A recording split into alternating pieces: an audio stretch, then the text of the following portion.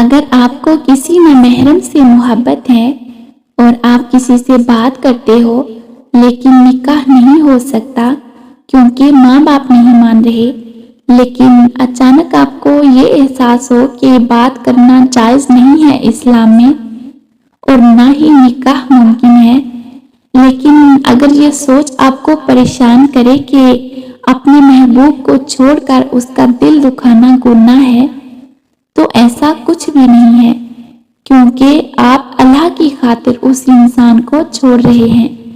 اللہ کو ناراض کرنا زیادہ گناہ ہے۔ اگر دین کی خاطر کوئی گناہ چھوڑ دیا تو یہ بالکل بھی گناہ نہیں ہے، بلکہ اللہ تعالیٰ تو آپ سے خوش ہوگا کہ میرے بندے نے صحیح راستہ اختیار کیا اور احساس کر کے گناہ کو چھوڑ دیا۔